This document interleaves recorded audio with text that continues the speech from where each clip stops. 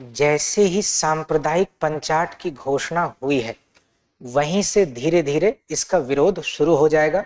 और इसी पृष्ठभूमि में भारतीय राजनीति में एक अनोखा पैक्ट हुआ है जिसे पूना पैक्ट कहा जाता है, जो कि महात्मा गांधी और डॉक्टर अंबेडकर के बीच हुआ है। इस पूना पैक्ट को लेकर भी इतिहास में कई तरह की धारणाएं प्रचलन में हैं।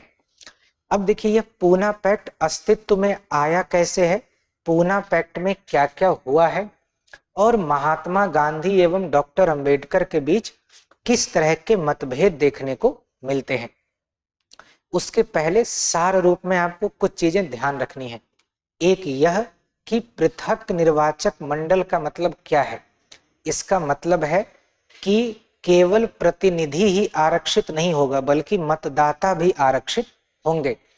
एक वर्ग के प्रतिनिधि को केवल वही वर्ग वोट दे सकता है। एक तो यह है। दूसरा, सबसे पहले पृथक निर्वाचक मंडल किसे मिला है? मुस्लिम समुदाय को मिला है 1909 के मार्ले मिंटो एक्ट में। और दुर्भाग्य से कांग्रेस ने 1916 में उस पर अपनी सहमति भी जता दी है। लेकिन फिर 28 में कांग्रेस ने विरोध भी किया। कब? जब नेहरू रिपोर्ट पेश की गई तो कांग्रेस ने कहा कि उसमें हमारी सहमति नहीं है। क्यों पृथक निर्वाचक मंडल का विरोध किया जाता है? क्योंकि इसका मतलब यह है कि आप समुदाय को बांट रहे हैं और नागरिकों को एक नहीं रहने दे रहे हैं। अगर मुस्लिमों को पृथक निर्वाचक मंडल मिला है, इसका तात्विक मतलब यही है कि मुस्लिमों के भले की बात केवल मुस्लिम ही कर सकता है और मुस्लिम केवल मुस्लिमों के ही भले की बात कर सकता है, हिंदुओं के भले की बात नहीं कर सकता। तभी उन्हें ना तो प्रतिनिधि बनने का प्रावधान है और ना ही वो उसमें वोट देंगे। इस वजह से इसका विरोध होता था। तो गांधी शुरू से ही पृथक निर्वाचक मंडल का विरोध कर रहे हैं, खास करके दलित समुदाय के लिए। और डॉक्टर अंबेडकर शुरू से ही पृथक निर्वाचक मंडल के पक्ष में है और वो दलित समुदाय के लिए इसकी मांग कर रहे हैं। बार बार गोलमेज सम्मेलन में भी उन्होंने मांगा, लोथियन समिति में भी माना, और फिर अंग्रेजों ने वह लागू कर भी दिया। अंग्रेजों को तो मजा है, लोग आपस में जितना लड़ेंगे, अंग्रेजों के लिए स्थिति क्या है, उतनी ही अच्छी है। तो जब गोलमेज सम्मेलन से गांधी वापस लौटे, तभी वहां मार्च 32 के आसपास से ये खबर आनी शुरू हो गई थी। खबर क्या रही थी कि दलित समुदाय के लिए पृथक निर्वाचक मंडल की व्यवस्था की जा सकती है। और जैसे ही अखबार में ये खबर आई, वैसे ही भारत मंत्री सैमुअल होर को गांधी ने चिट्ठी लिखी कि अगर आपने दलित समुदाय के लिए पृथक निर्वाचक मंडल लागू किया तो इसका विरोध किया जाएगा। और गांधी ने कहा कि वह अंतिम सांस बचे रहने तक इसका विरोध करेंगे, जिसे आमरण अनशन कहते हैं। तो ध्यान रखना है कि गांधी ने आमरण अनशन पहली बार किया है, लेकिन लागू होने के बाद नहीं किया है। पहले से वो कह रहे हैं कि अगर आप ऐसा करेंगे तो हम आमरण अनशन करेंगे। लेकिन तब भी गांधी के विरोध के बाद भी 16 अगस्त को ऐसा लागू कर दिया गया। जब लागू कर दिया गया तो गांधी ने विचार विमर्श किया, इत्यादि इत्यादि, और 20 सितंबर को उन्होंने तय किया कि वो इस प्रावधान के खिलाफ आमरण अनशन पर बैठेंगे। आमरण अनशन का क्या मतलब है कि जब तक बात नहीं बनेगी और अगर आप हमारी बात नहीं मानेंगे तो हम कहां तक पहुंच जाएंगे, मृत्यु तक पहुंच जाएंगे। आमरण यानी मृत्यु तक। तो इसका मतलब है कि अगर गांधी की बात ना मानी जाए तो गांधी की मृत्यु का अपयश भी लेना पड़ेगा। दूसरी तरफ जो सबसे सक्रिय हैं पृथक निर्वाचक में, वो हैं डॉक्टर अंबेडकर। कई लोगों ने बातचीत करने की कोशिश की, लेकिन शुरू में बहुत बातचीत हो नहीं पाई। आपको वैसे आश्चर्य होगा कि गांधी और अंबेडकर पहली बार मिले हैं 1931 में। उसके पहले इन दोनों की मुलाकात ही नहीं हुई है। वो भी जब गोलमेज सम्मेलन में जा रहे थे तब पहली मुलाकात इनकी हुई है। कहते हैं कि उसके पहले गांधी ये मानते थे कि डॉक्टर अंबेडकर ब्राह्मण हैं और वो केवल अपनी राजनीति के लिए दलित समुदाय का मुद्दा उठाते हैं, जैसा और भी तमाम लोग उस समय करते थे। लेकिन जब वो डॉक्टर अंबेडकर से मिले तो उनकी राय बदली और वो उनसे बहुत प्रभावित भी हुए। खैर, अब 20 सितंबर को यहाँ तय हो गया कि गांधी आमरण अनशन पर बैठेंगे और ये डॉक्टर की पूरी टीम थी, चेकअप वेकअप इत्यादि हो गया और तय हुआ कि अब रात 12 बजे से अनशन शुरू होगा और केवल पानी पी जाएगी, इसके अलावा किसी भी तरह का भोजन गांधी नहीं लेंगे। और इसके तुरंत बाद गांधी ने एक चिट्ठी लिखी है, जब घोषणा हो गई थी उसी समय चिट्ठी लिखी, ब्रिटिश प्रधानमंत्री को सरदार पटेल को पढ़ने दिया है। सरदार पटेल ने चिट्ठी पढ़ी और चिट्ठी पढ़ के कहा कि आपने दलित समुदाय के लिए तो पृथक निर्वाचक मंडल का विरोध किया है, मुस्लिमों के लिए क्यों नहीं किया? आपको उनका भी विरोध करना चाहिए। तो गांधी ने कहा कि सैद्धांतिक रूप से तो मैं उसके भी खिलाफ हूं, लेकिन अंग्रेज इसका बहाना बनाकर हिंदू मुस्लिम को आपस में लड़ाएंगे, इसलिए अभी हम उस मुद्दे को छोड़ देते हैं। जब हम आगे बढ़ेंगे, आजाद हो जाएंगे, तो मिलजुल कर इस मसले को सुलझा लेंगे, लेकिन अभी दलित समुदाय के पृथक निर्वाचक मंडल का विरोध करना है। अब सवाल है कि क्यों गांधी पृथक निर्वाचक मंडल का विरोध कर रहे हैं और क्यों डॉक्टर अंबेडकर इसका समर्थन कर रहे हैं। पहले दोनों के केवल तथ्य जान लेते हैं, फिर देखेंगे घटनाक्रम कैसे कैसे है। गांधी क्यों विरोध कर रहे हैं? गांधी कह रहे हैं कि पृथक निर्वाचक मंडल अगर दलित समुदाय को दिया गया, इसका मतलब है कि आप उन्हें हिंदू धर्म से अलग कर रहे हैं। हिंदू धर्म से अलग इसलिए कर रहे हैं क्योंकि फिर दलित समुदाय को केवल कौन वोट दे सकेगा? दलित समुदाय के ही लोग वोट दे सकेंगे और वो केवल उनके ही प्रतिनिधि होंगे। तो इस तरह से आप हिंदू समाज को बांट रहे हैं और ऐसा कोई भी विभाजन हम नहीं होने देंगे, ऐसा कहा किसने? गांधी ने। तो गांधी का पहला पक्ष यह है कि दलित समुदाय हिंदू धर्म का अभिन्न अंग है और इसे हिंदू धर्म से बाहर करने की किसी भी व्यवस्था प्रावधान का विरोध किया जाएगा। एक दूसरा, गांधी कह रहे हैं कि यह राजनीतिक प्रश्न नहीं है, यह सामाजिक प्रश्न है और अंग्रेज जानबूझकर इसे राजनीतिक प्रश्न बना रहे हैं। क्योंकि छुआछूत या अस्पृश्यता एक सामाजिक बुराई है, इसलिए इसका निदान भी समाज के दायरे के भीतर ही खोजना चाहिए। और वो कह रहे हैं कि हम हिंदू जातियों के भीतर शुद्धिकरण कार्यक्रम चलाएंगे, उनकी आत्मा को शुद्ध करने की कोशिश करेंगे, जिसका मतलब यह है कि उन्हें ये कन्विंस करना कि अस्पृश्यता एक बीमारी है, बुराई है, आपको इसे समाप्त करना चाहिए। तो गांधी इसे राजनीतिक नहीं बल्कि सामाजिक प्रश्न मान रहे हैं। दो हो गया। तीसरा, गांधी का कहना है कि अगर आपने पृथक निर्वाचक मंडल कर दिया, इसका मतलब है कि आप इस समुदाय के अन्य समुदाय से घुलने मिलने की सारी व्यवस्था ही समाप्त कर देंगे। क्यों? क्योंकि जब उनके प्रतिनिधि अलग हो गए, उनके मुद्दे अलग हो गए, तो ऐसे में वह सामान्य रूप से अन्य समुदायों से कभी भी एकजुट नहीं हो पाएगा और ऐसा करके आप उनके पिछड़ेपन को स्थायी रूप से बनाए रखना चाहते हैं। जबकि अगर संयुक्त निर्वाचक मंडल होगा, वो सबके प्रतिनिधि होंगे, सब उनको वोट देंगे, तो निश्चित रूप से सोशल जो एसिमिलेशन है वो और अधिक बढ़ेगा। ऐसा किनका कहना है? महात्मा गांधी का कहना है। तो महात्मा गांधी तीसरी बात ये कह रहे हैं। चौथी बात वो ये कह रहे हैं कि दलित समुदाय को अभी सुरक्षा की अधिक आवश्यकता है और उनको सुरक्षा मिले, धीरे धीरे राजनीतिक प्रतिनिधित्व उनका बढ़ाया जाए, इनसे सामाजिक भागीदारी उनकी अपने आप बढ़ेगी। तो वो पृथकतावादी नीति को खारिज कर रहे हैं और जोड़ने वाली राजनीति को लागू करने की कोशिश कर रहे हैं। इसलिए गांधी ने कहा कि वो दलित समुदाय के लिए आरक्षण का समर्थन करते हैं, लेकिन पृथक निर्वाचक मंडल का विरोध करते हैं। दोनों में क्या अंतर हुआ? आरक्षण का समर्थन और पृथक निर्वाचक में क्या अंतर है?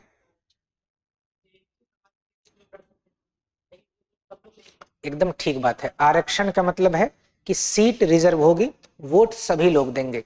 पृथक निर्वाचक का मतलब है सीट भी रिजर्व होगा और मतदाता भी रिजर्व होगा।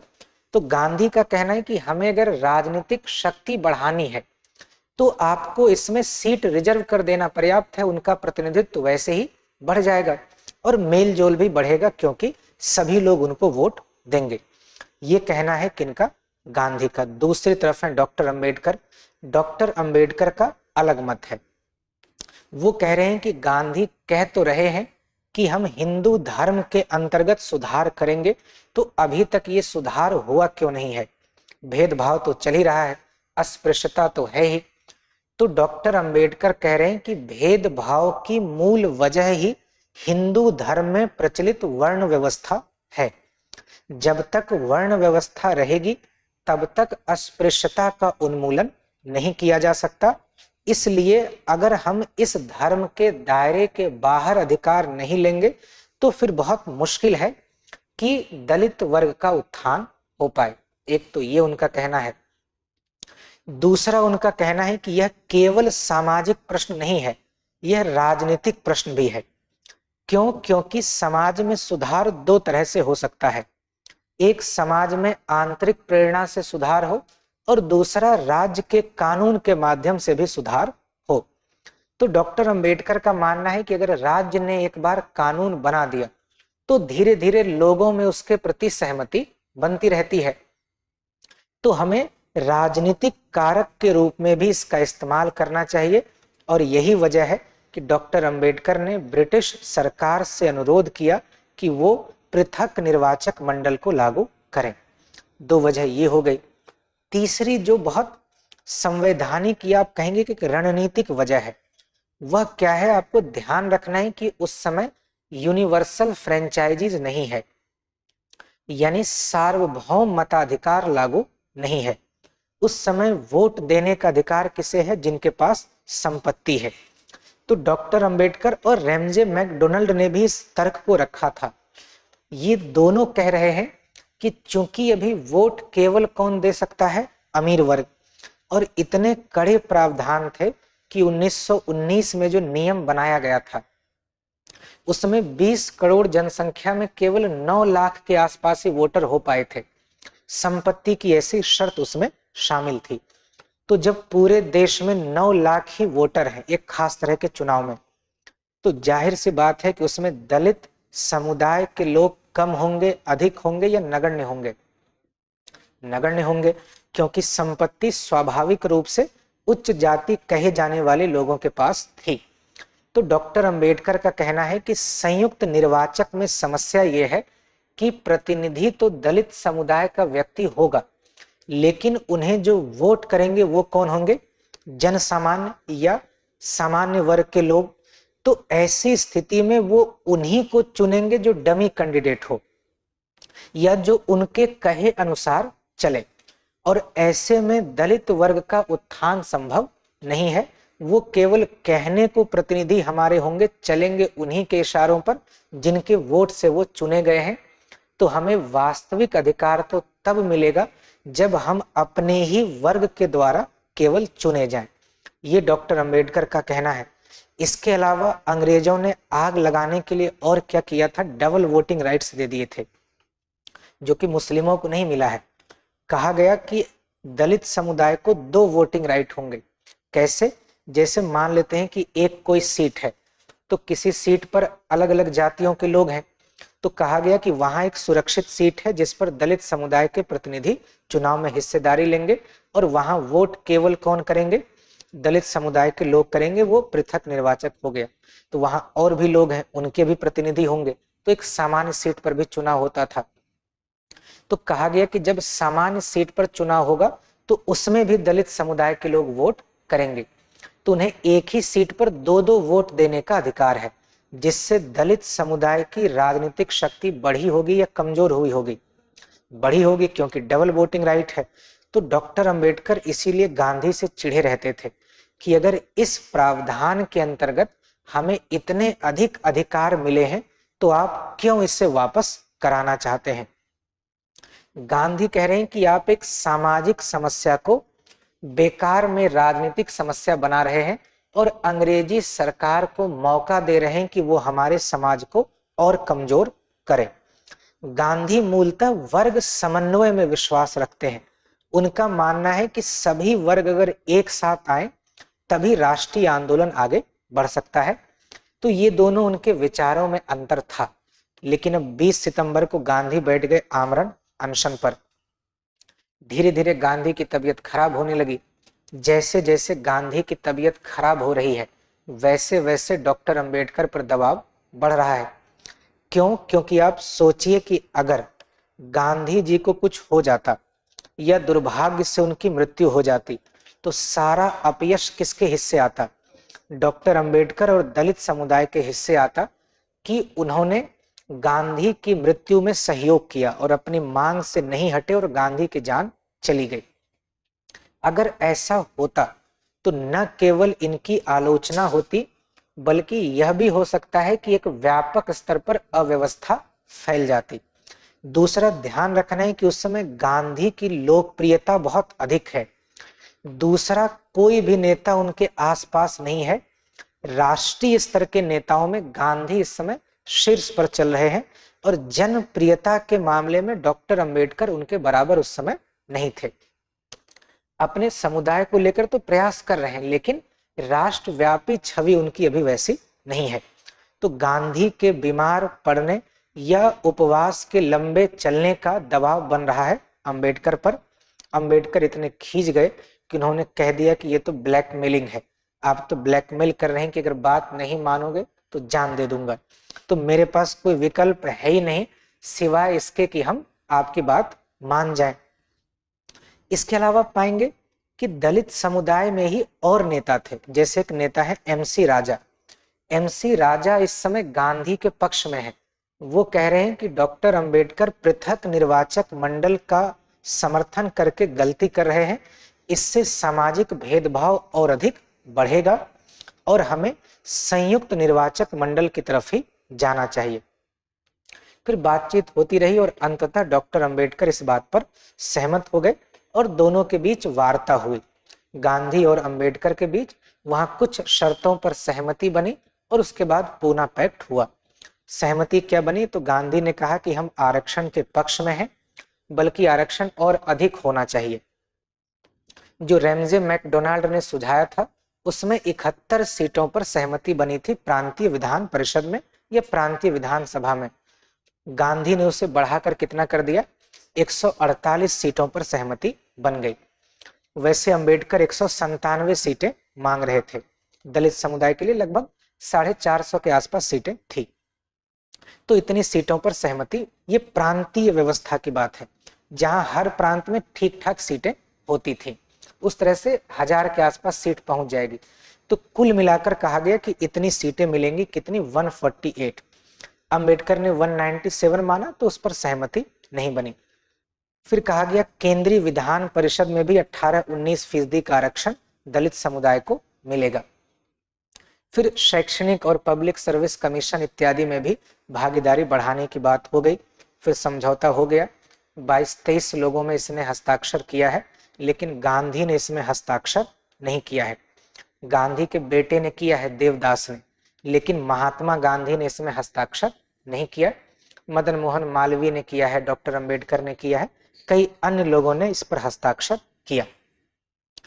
इसी बातचीत में एक और रोचक घटना ये घटी कि डॉक्टर अंबेडकर ने एक और शर्त लगा दी। वो ये कह रहे हैं कि इस पैक्ट पर एक जनमत संग्रह होना चाहिए कि दलित समुदाय के लोग या दूसरे अन्य समुदाय के लोग इसको लेकर सहमत हैं कि नहीं। कहीं ऐसा तो नहीं है कि आज आप पैक्ट करा रहे हैं और फिर बाद में इससे मुकर जाए। इस बात से गांधी बहुत व्यथित भी हुए और उन्होंने कहा कि अगर आपको विश्वास नहीं है तो 10 वर्ष बहुत ज्यादा है, आप चाहें तो 5 वर्ष में ही जनमत संग्रह करा सकते हैं। तो अंततः दोनों में सहमति बन गई और 4 दिन के बाद उपवास समाप्त हुआ। ध्यान रखना, 4 दिन तक गांधी ने खाया नहीं है और आमरण अनशन पर हैं, केवल पानी पीकर जीवित हैं। तो उनकी तबीयत बहुत खराब रहने लगी थी। तब जाकर 24 सितंबर को हस्ताक्षर हुआ, पूना पैक्ट अस्तित्व में आया और उसके बाद दोनों ने एक दूसरे के जीवन को बहुत प्रभावित किया। पैक्ट के बाद आप पाएंगे कि गांधी ने सामाजिक प्रश्न को और मजबूती से उठाना शुरू कर दिया।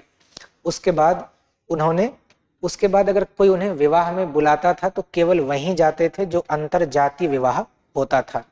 यह गांधी केवल उन्हीं भोज में शामिल होते थे जो अंतरजातीय भोज हैं। और भी उन्होंने जाति सुधार के कार्यक्रम संचालित किए। इसके अलावा डॉक्टर अंबेडकर ने भी प्रसन्नता जाहिर करते हुए कहा था कि पूना पैक्ट के दौरान गांधी से वार्ता करते समय हमने आश्चर्यजनक समानता को महसूस किया और निश्चित रूप से इससे आने वाले समय में और बेहतरी होगी। तो इस तरह से पूना पैक्ट समाप्त हुआ।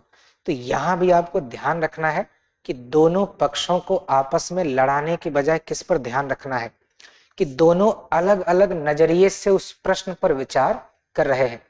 दोनों के उद्देश्य में भी अंतर है।